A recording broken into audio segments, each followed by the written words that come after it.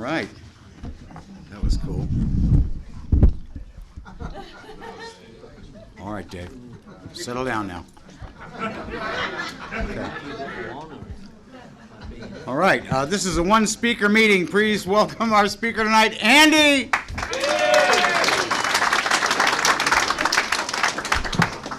My name's Andy. I'm an alcoholic. Andy. Wow, this room is full. You weren't kidding about the energy. Oh, yeah, Mike. All right.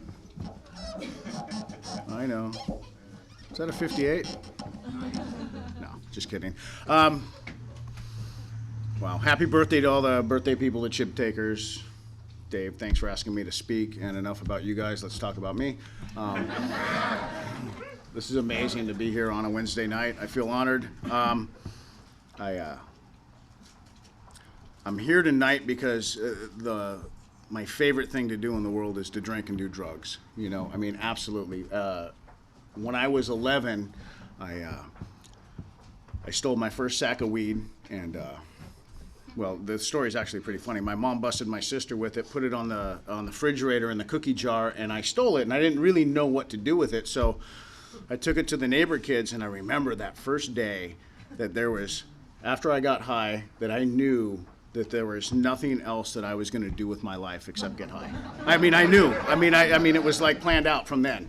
You know, I had dreams of like a big gray beard, a rocking chair, a triple chamber bong, you know, a front porch somewhere. And I mean, this is what I thought.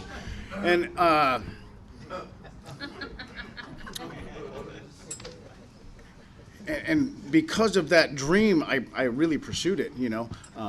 By the time I pursued it so hard, by the time I was 14, my quest for getting high and stealing booze and not following any of the rules ended me in a place called, Woodview, Calabasas Psychiatric Hospital. And it was a pretty amazing place. I cased the place the first day. Second or third day, I jimmied the lock on the group therapy room. I took the screen out of the window. I did a handstand out through the bars, snuck up the hill, and went over to my best friend's house. And a couple hours later, I got busted over there, and they brought me back to the hospital. And, you know, doing a little more recon, I realized that the back doors were unlocked, and all you had to do is wait for someone at the nursing station not to be looking and sneak out. So 5 days later, I did the same thing. And out the back doors I go, up the hill I go, and I struck gold. And a lot of people don't believe that this is a true story, but it really is. Going up the hill, there was 4 pot plants about yay high, and I ripped the wire off them and I wrapped them up in newspaper. And I remember, you know, I'm tired of like walking up through the hill singing. I can't sing, but I was singing the Who song, "I'm Free," you know, just over and over again. And I've got this newspaper full of weed, and I go, you know, I'm tired of walking through the hill, so I come down onto the street, and unbeknownst to me, it's shift change, and up comes this little Datsun pickup truck with 3 nurses in it. It was 2 female nurses sitting on each window, and this male nurse sitting bitch. And they see me, and their eyeballs pop.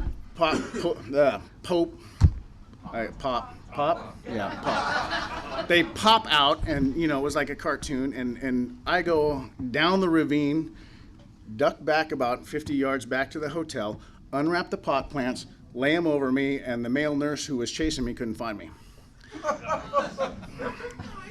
So a couple hours later, I end up at my best friend's house, and a couple hours after that, they brought me back to the hospital. And this time, they outsmarted me. When I got there, they took all my clothes and put them in the locker and put a padlock on them, and they let me keep my cowboy hat. I was wearing a cowboy hat back then, and it had one of those little plastic, anybody remember the McDonald's coffee stirrers? Had one of those in there. It was in there the whole trip, the whole 10 and a half months at the hospital. It was in my hat, and they never knew. So they lock all my stuff up, and they give me one of them cute gowns where you can see what color boxers you're wearing from behind, and I spent the next 10 and a half months in family therapy, group therapy, occupational therapy, poetry therapy, movement therapy, make-a bracelet therapy. And, because I was from the Valley and I was so hard, we stole some India ink and some needles from the sewing kit and made tattoo therapy. After 10 and a half months of being in there, I was now 15, and my therapist said he's okay to go back into society. He's fixed, couple 2-day follow-ups, and they sent me back to junior high school, which I was pissed because I should have been in high school. And from there, I think I made it 4 or 5 days, maybe a week tops, and stopped off at the dealer's house, bumped a couple rails, made one Jack and Coke in a Big Gulp cup, back when Big Gulp cups were just 32 ounces. It was like Jack Daniels and, little Coke, and, I'm 15, I can handle it, right? So on the way home, I got in a fight, and I beat somebody up, and when I got home, I passed out. One of them, like, really good, like, hadn't had a drink in a while, like, foot on the floor, room spinning, kind of passed out. And when I woke up, I was in this place called Van Nuys Psych Hospital, and I was in restraints on a table. And I guess if I could paint you a picture, Woodview, Calabasas to Van Nuys Psych. Woodview, Calabasas is like this, like, I don't know, really, really nice hotel, like on a beach in Hawaii, right? And Van Nuys Psych is kind of like a Motel 6 in Van Nuys.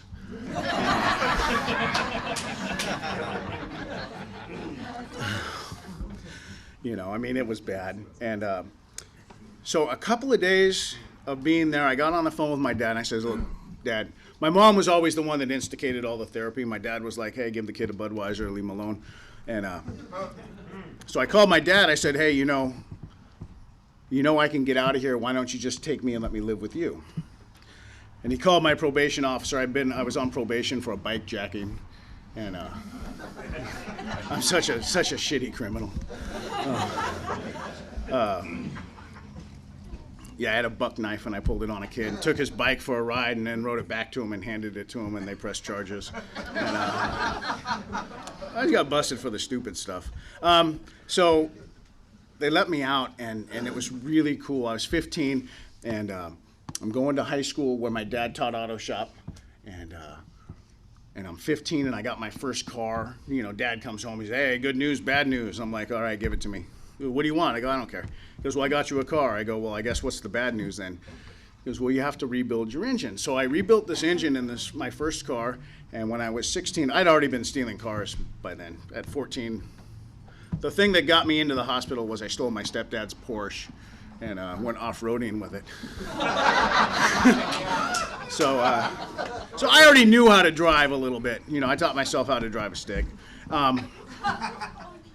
So right as I got this car out, it was like my goal to learn how to drink and drive. And I learned all these really cool tricks. Like I could take a Michelob and put it in my mouth and hold it up to the roof of the car and chug it while I was driving, like not spill a drop. And then nobody believes this one either, but my brother was there. He can vouch. And we used to go out to the park, we'd have a bat and a glove and, pretend to play softball, but really we're out there drinking. And I would take this car out there, and it was a 1969 Toyota Corona, and it had a 2-speed automatic transmission. But I could get this thing up on 2 wheels on the right side and drive it across the deal when I was hammered. I could only do it when I was drunk. It's funny. So I learned all these really cool things, and I was really kind of like the talk of the town. My friends always loved me. When I turned 18, I got this really, really cool thing. It's called an inheritance, and I went into business. I started buying, large amounts of cocaine, and I'd sell just a little bit, The business wasn't so good, but I had a lot of friends, and it was on, we learned that, my sponsor taught me that non-habit forming freebase, and man, when there was parties, we were in one of two places. We were in the bathroom or the kitchen. If it was a small party, we were in the kitchen. If it was a big party, we were all in the bathroom. And that's just how I lived, And then when the money ran out, I I was still working. I worked to get by, and stole when I needed more. And when the money ran out, I stopped freebasing. And this was like, thinking back on it, like, they talk about in the big book about like, switching from scotch to brandy. I never did any of that. I never tried to control, moderate, taper off or any of that. It was always just 100% go. But when the money ran out with that stuff, I just stopped freebasing because it was just too expensive. So I just kept drinking and smoking weed and, Quaaludes, all that good stuff.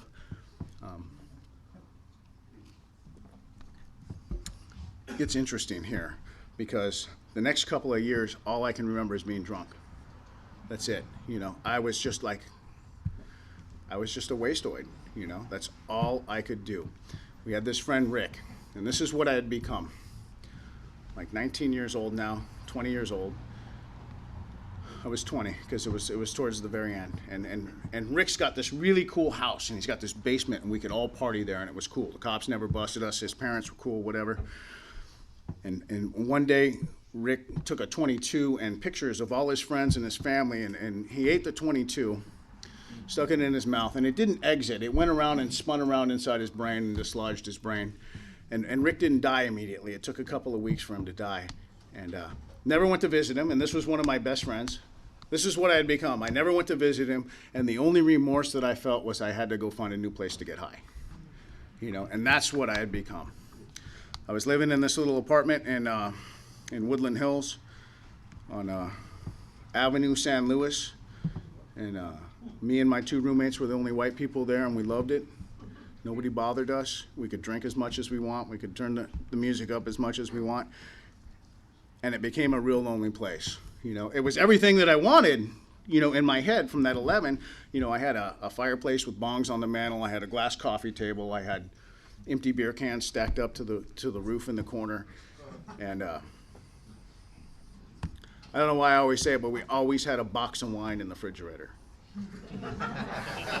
And that was like everything that I wanted. Yet I wasn't talking much. I wasn't doing as much crazy stuff. I just had to be drunk. I just had to be high. I just had to have something else to make me not feel as horrible as I felt. And one night we're sitting in there, and it was me and a bunch of friends, and I had my friends, we call them the Carpet Brothers, because we'd start smoking freebase, and we were smoking freebase this one night in November, and 1985, and I remember, like, it was gone, and I know there's something different from me and my fellows because it was gone, and I just went into my room to go to bed, and they were on the floor digging, smoking the acoustic ceiling and stuff. But so I go into my room, and I remember being shocked at what came out of my mouth, and I said, "God help me." And I hadn't analyzed or thought about anything or anything other than getting high. And I said those words, and what happened was, I don't know how long it was. I didn't know I was speaking tonight, or I would have taken notes. A knock came on my door, and I was in the bathroom doing a number 2 with my bong. And I remember like hurrying up to get to the door, and I opened the door, and it's my mom. And my mom had never been to this apartment. And she opens the door, and she sees the bongs on the mantle and the beer cans stacked up over here and the paraphernalia on the glass coffee table. And she looked me in the eyes, and she says, "It looks like you have a problem." And I did what I like to think any of us would have done at that time. I said, "It's not me, it's my roommate." And that was like my response. My response was always, "It's not me," I didn't do it.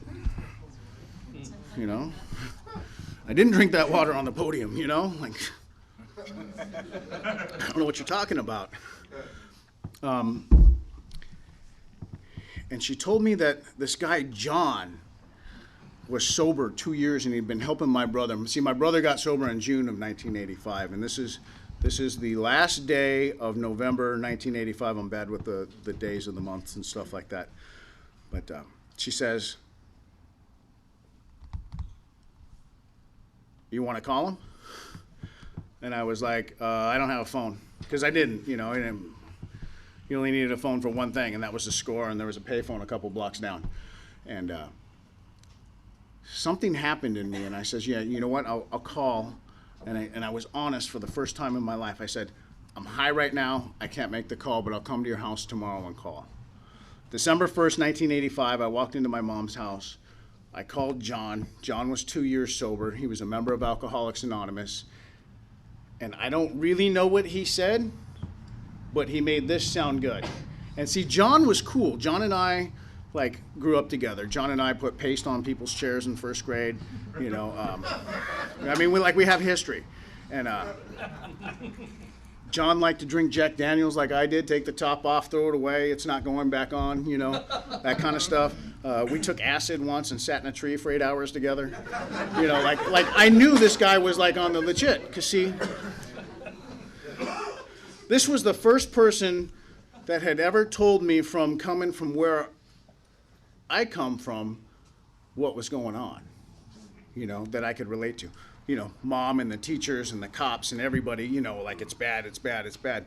It's so bad, it's the only thing that makes me feel good, and I was blessed. I was blessed into Alcoholics Anonymous because it was by no means of anything that I did. I didn't come here and sit in the right seat or get the right sponsor or do the steps in the right order, because I did them all out of order. I love that. I love listening to people 1, 2, 3, 4, lists and ducks and rows. And not for me. I sit in the back and lurk. I got busted. Jody's all, hey, I know you're speaking tonight. You're sitting up in the front. Yeah. My favorite is to listen to people with a couple years.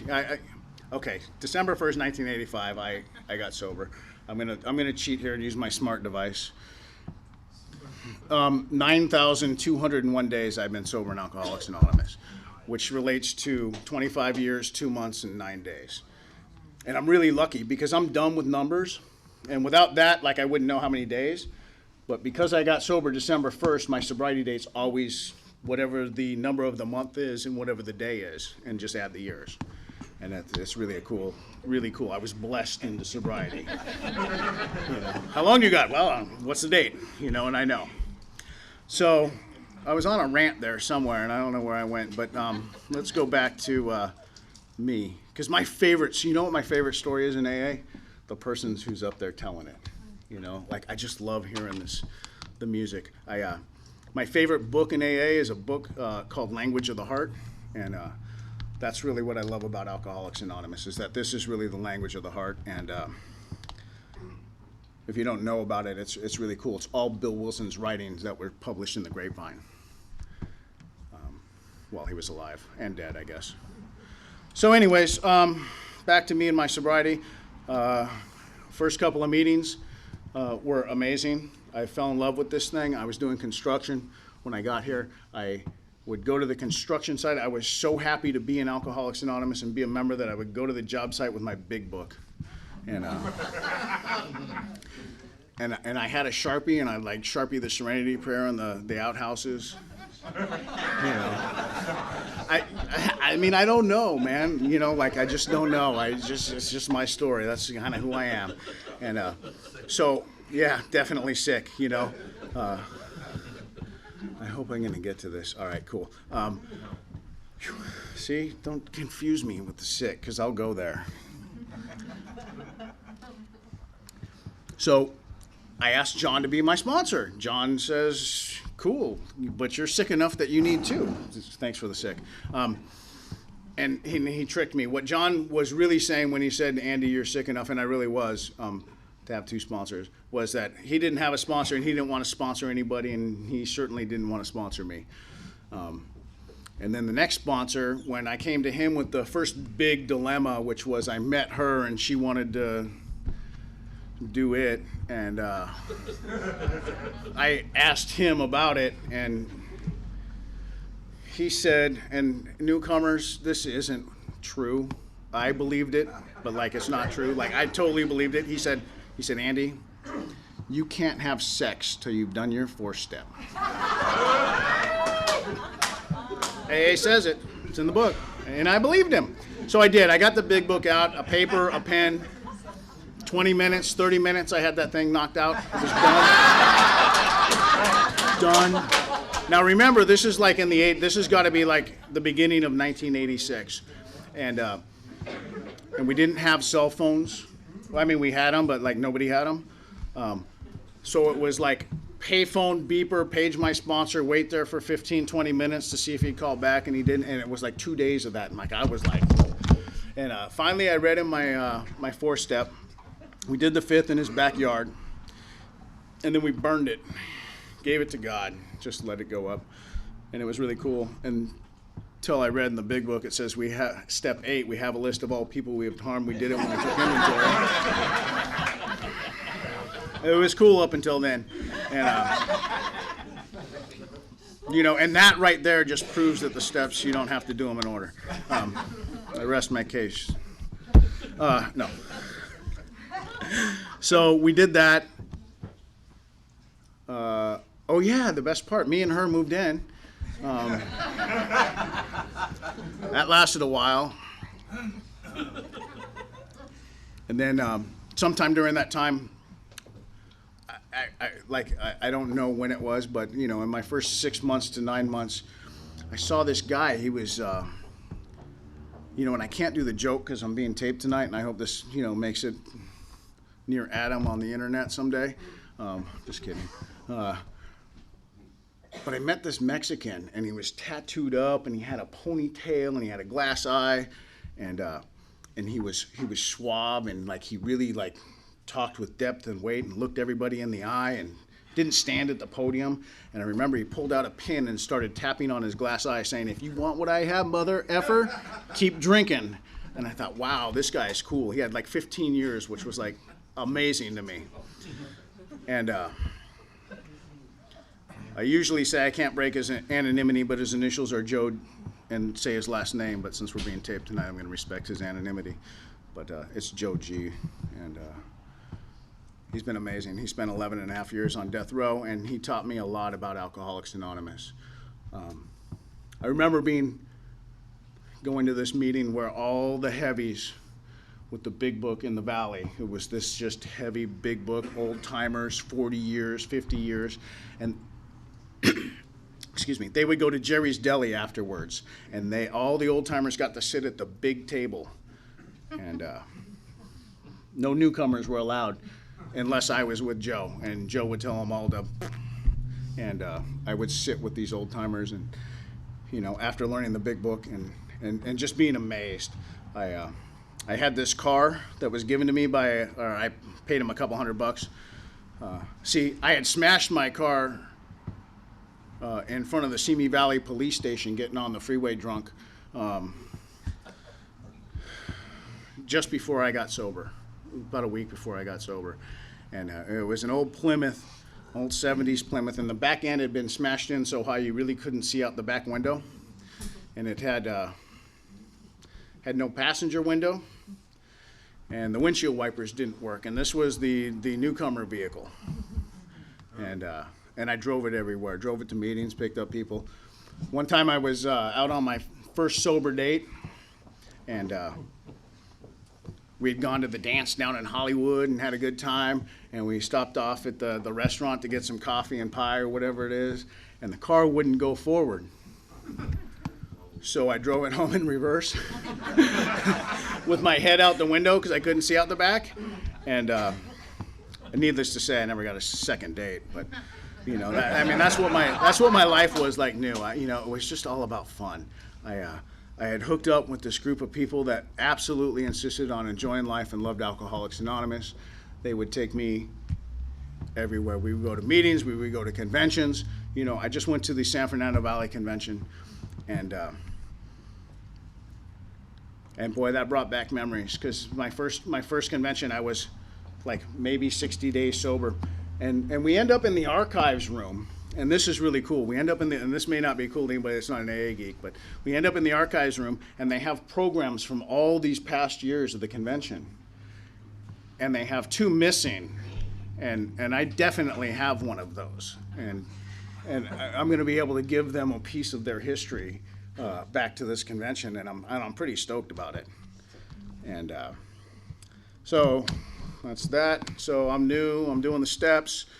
Living with that girl, it didn't work out. Oh yeah, my sponsor's idea of therapy. Like when we broke up, it was like the worst thing in my life. I was crying for the first time, like really crying, really crying sober. And I know it was a Sunday because I called up Joe and I'm like, hey, what do I do? He goes, oh, that's easy. You're coming to speak tonight at the Rafters, and hung up. So on my worst day was the first day I actually gave like a full pitch, and that was, I don't know if it was cool, but it was cool for me. I don't know if it was cool for the people that had to listen to me. But, so I dug into these steps a little bit. I've always had a problem with God, and the problem was I just didn't care. Like I didn't care, and I got here. And I love that part in the book saying that, and this took a lot of years to go back over my memory and remember, but after I got fired at that construction job for tagging up the bathrooms, I don't know why I got fired for something, but probably not drinking with the boss. I got a job working on cars, and the boss of this place had me go out one night with him and a couple other guys from the shop that didn't pay their bill and go destroy a couple of cars. And I remember sitting in the van going, God, is this all right? And hearing, yeah, it's fine, you're getting paid, and then there's that part in the book that says, being new at prayer and meditation, we might pay for this. And like, I'm not really good at quoting it, but like in some absurd ideas, and I didn't check with anybody on that. But that's kind of like where my God thing started in AA, like my first real trying to talk to God. And then, obviously learning these prayers around here are sometimes confusing. I read the 11th step. It says, sought through prayer and meditation to improve our conscious contact with God, praying only for knowledge for his will for us and the power to carry that out. And, I'm always praying for serenity and, crazy stuff like that. But I was going to this meeting on, I think it was Shoup, way up in the valley. It was the other fellowship. I think it was CA. And they had recessed lights, kind of a little bigger than that. And I remember, because back in the 80s, man, and people didn't say God a lot in the meetings. They said higher power. And I remember being just the clown that I was, that I told all my friends, hey, that's my higher power. It's higher and it's powered. And going back there and seeing that thing burn out and them clowning me about it. I mean, they all did, ha, ha, ha, your God burned out, And then I told an old timer that I was praying for parking spaces and women. He said, you might find a God bigger than a parking attendant or a pimp. And, oops. For those at home, my water cap just fell down. And then it happened. Joe used to make me sit through this big book study where I absolutely hated. Mike was the only one that could read, and it was just like, just bang your head on a wall boring. And it hit me. It said in that part in the book where it says, God either is everything, else he's nothing. What was our choice to be? And I knew then that I had found my God, and my God was going to be everything. And I think that's the greatest gift to Andy and his sobriety, because when I live with God as everything in my heart and not my head, then everything's right. Even the stuff that I think my head thinks is wrong, like it's right somehow and I don't know. And boy, that's relieving. I had to drive to the West Valley today, there and back. And boy, that's just a test of my serenity, And I've learned that I don't judge my spiritual condition by if I put the shopping cart back in the corral or if I made my bed that morning, because if that was the case, I wouldn't have any spirituality at all. But in AA, it taught me listening to the newcomer, trying to help out a little bit around here, that God speaks to me constantly, Anybody ever have that, like, you should have turned right here, and you go past and you have to go back and you're right where when I listen, it's really cool. And the 11th step, the meditation, I'm not really good at that. I've got a brain that goes about, I don't know, from 0 to 60 in a nanosecond. But the greatest gift that I've learned in AA is to be present. You know, there's that guy who does the right here, right now thing, and there's so much power in that, you know? Like, I got to practice it today when, who was it, Zach read chapter 5. That's like the true test of like where I am. If I can actually listen to chapter 5 today.